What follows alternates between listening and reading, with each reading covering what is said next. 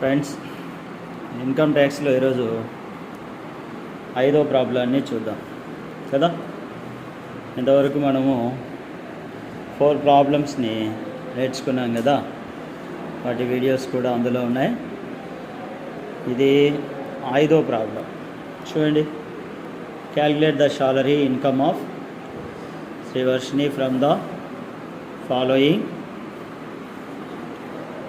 Details for the assessment year. Basic salary per month ఇచ్చినారు, డేనెస్ allowances 40% of salary అన్నారు, commission on sales, అలాగే house rent allowances ఇచ్చినారు. అందులో 20,000 pay చేయడం కూడా జరిగింది.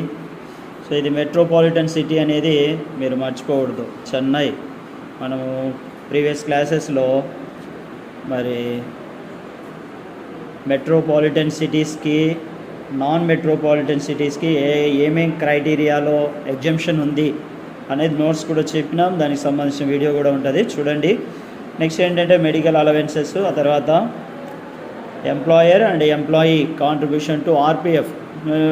ఇది మీరు అబ్జర్వ్ చేయాలి, ప్రతి క్వశ్చన్ పేపర్లో కూడా ఆర్పిఎఫ్ అనేటటువంటిది మనకు రికగ్నైజ్ చేయబడతా ఉంది. Recognised provident fund 16% of basic salary అని అంటా ఉన్నారు. Interest credited in RPF. So ఇక్కడ ఇంకొక పాయింట్ కూడా ఇంట్రెస్టింగ్గా ఉంది, ఇది కొత్తగా మనకు కనిపిస్తూ ఉంది కదా. 4,800 అటు 12%. సరే, మరి దీనికి ఆన్సర్ కూడా మనము చేద్దాం, సరేనా. టేబుల్ వేస్తాం, పర్టికులర్స్, అమౌంట్ రూపీస్, 2 కాలమ్స్ వేయండి, ఒకటి వర్కింగ్ నోట్కి, ఇంకొకటి డైరెక్ట్ అమౌంట్ అనేది రాస్తాం. First basic salary per month ఇచ్చినారు కదా, ఎంత? 1,00,000 రూపాయలు ఇచ్చినారు.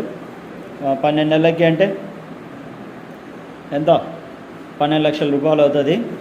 అలాగే నెక్స్ట్ డేనెస్ అలవెన్సెస్ ఉన్నాయి. ఇవి ఏం చెప్తా ఉన్నారు? 40% of the basic salary. Basic salary ఇందాకే మనం క్యాలిక్యులేట్ చేసాం, 12 lakhs అనేది. 12 lakhs మీద 40% అంటే పక్కనే క్యాలిక్యులేటర్ కూడా ఉంది కదా, చూడండి, 4,80,000. నెక్స్ట్ ఏంటి? కమిషన్ ఆన్ సేల్స్ అని అమౌంట్లు ఇచ్చినారు, అది ఫర్ యానం యాజ్ ఇట్ ఈస్గా డైరెక్ట్గా అమౌంట్ రాసుకోవడం. నెక్స్ట్ ఏంటి? House rent allowances 30,000. సో ఇది ఫస్ట్ రాద్దాం. తర్వాత ఈ అలవెన్సెస్ కిందకి వచ్చినప్పుడు రెంట్ పెయిడ్ ఈ 20,000 అండ్ మెట్రోపాలిటన్ సిటీ కింద వచ్చే క్రైటీరియాని కూడా మనం అక్కడ చూద్దాం. సరే, ఇప్పుడు చూద్దాం. ఈ హౌస్ రెంట్ అలవెన్సెస్ 30,000 రాసిన, వాటికి ఉన్న ఎగ్జంప్షన్ ఏంటంటే యాక్చువల్గా హెచ్ఆర్ఏ ఎంత ఉంది? 30,000 ఉంది. హౌస్ రెంట్ అలవెన్సెస్ ఎంత ఉన్నాయి? 30,000 రూపీస్ అనేవి కనిపిస్తూ ఉన్నాయి ప్రాబ్లంలో. వాటిని ఇక్కడ మనం మెన్షన్ చేస్తూ ఉన్నాం 30,000 అని. నెక్స్ట్ రెండవ పాయింట్ ఏంటంటే 50% ఆఫ్ బేసిక్ సాలరీ మనం ఫైండ్ అవుట్ చేసినాం కదా. బేసిక్ సాలరీ ఎంత? 12 లక్షలు. అందులో 50% అంటే ఇప్పుడు బేసిక్ సాలరీ తీసుకున్నప్పుడు బేసిక్ ప్లస్ కమిషన్ కదా, వీటిని మనం యాడ్ చేయాల్సి ఉంటుంది. ఈ రెండింటిని యాడ్ చేస్తే 12,15,000 అవుతుంది. అందులో 50% అన్నప్పుడు ఒక అమౌంట్ ఇక్కడ మనకు కనిపిస్తూ ఉంది, దాదాపుగా 6,07,500 రూపీస్ అనేవి. నెక్స్ట్ పాయింట్ ఏంటి? ఈ హౌస్ రెంట్ అలవెన్సెస్ చూసినప్పుడు మనకు కనిపిస్తుంది కదా, రెంట్ పెయిడ్ 10% సాలరీ కదా. ఇక్కడ ఎంత పే చేస్తూ ఉన్నారు వాళ్ళు? 20,000 రూపీస్ పే చేస్తూ ఉన్నారు. ఇక్కడ మనకి ఇచ్చింది ఎంత అంటే 10%. కాబట్టి 20,000 మైనస్ బేసిక్ సాలరీలో 10% అంటే 1,21,500 రూపాయలు కదా. వీటిని మనము రెంట్ అలవెన్సెస్ మనకు అవసరమైన 3 పాయింట్స్ వచ్చినాయి. యాక్చువల్గా హెచ్ఆర్ఏ 30,000. నెక్స్ట్ ఏంటి? 50% ఆఫ్ బేసిక్ సాలరీ నుంచి క్యాలిక్యులేషన్ చేస్తే ఎంత అమౌంట్ వచ్చిందంటే 6,07,500. నెక్స్ట్ ఏంటి? 10% ఆఫ్ సాలరీ 20,000 మైనస్ అది లెస్ చేస్తే వచ్చేది ఎంత అంటే 30,000 వస్తుంది కదా. ఇప్పుడు ఈ మూడిట్లో ఏది తక్కువ అంటే అది మనం క్యాలిక్యులేషన్ తీసుకుంటాం. మూడిట్లో ఏది తక్కువ అంటే అది. ఏది తక్కువ ఉంది? 30,000 రూపీస్ అనేది తక్కువ ఉంది కాబట్టి దాన్నే తీసుకున్నాం. 30,000 మైనస్ 30,000 పోతే మనకు ఉన్నది 0, నో అలవెన్సెస్ కదా. నెక్స్ట్ ఏంటి? నెక్స్ట్ ప్రాబ్లంలో మెడికల్ అలవెన్స్ ఇచ్చినారు, డైరెక్ట్ అమౌంటే రాస్తాం. నెక్స్ట్ మనకి ఇంపార్టెంట్ టాపిక్ ఏంటి అంటే employer and employee contribution to RPF 16% of salary అన్నారు. సో దీన్ని మనం క్యాలిక్యులేషన్ చేస్తాం. చూడండి, employer and employee to RPF salary ఎంత, మొత్తం 12,15,000 ఇంటూ 16% అన్నప్పుడు ఇక్కడ రాసినాం కదా, చూడండి 1,94,400 రూపాయలు. సరే, ఇందులో మనకు వచ్చే ఎగ్జంప్షన్ ఎంత, ఆర్పిఎఫ్ కింద రాసినాం కదా 12% అనేది ఇక్కడ మనకుండే ఎగ్జంప్షన్ ఉంది. So 12,15,000 into 12/100. ఇంతకుముందు 16% అది ప్రాబ్లంలో మెన్షన్ చేసినారు, ఆ 16% ఇక్కడ తీసుకున్నాం. నెక్స్ట్ ఏంటంటే ఇది వాళ్ళకున్న ఎగ్జంప్షన్ 12%. అది చేస్తే 12% 1,45,800 రూపీస్ వస్తుంది.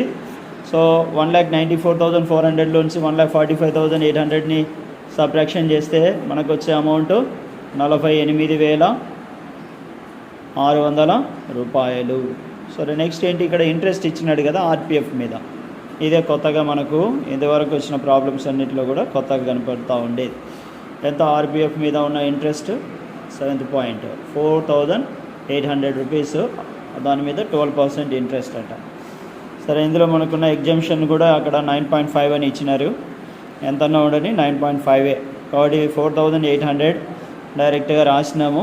అది కూడా డిడక్షన్ చేస్తాం మనం. ఇంటూ 9.5/12 చేస్తే 3,800 వస్తుంది. సో ఇదంతా కూడా మొదటి నుంచి 12 లక్షలు బేసిక్ శాలరీ, డేనెస్ అలవెన్సెస్ 4,80,000, తర్వాత commission on sales 15,000, next medical allowances 6,000, తర్వాత ఆర్పిఎఫ్ 48,600. సరే, ఇక్కడ ఆర్పిఎఫ్ ఇంట్రెస్ట్ మీద కూడా కొంత ఎగ్జంప్షన్ ఉంది, అదొక 1,000. ఇవన్నీ కూడా మళ్ళీ అడిషన్ చేస్తే 17,50,600. ఇప్పుడు స్టాండర్డ్గా డిడక్షన్ ఏమున్నాయి అంటే 50,000 అనేటటువంటిది ఎంతన్నా ఉండని స్టాండర్డ్గా వచ్చేటటువంటి డిడక్షన్ ఎంత అంటే 50,000. సో నెక్స్ట్ ఏంటి, ఎంటర్టైన్మెంట్ అలవెన్సెస్ అనేవి మనకు ప్రాబ్లంలో ఇవ్వలేదు.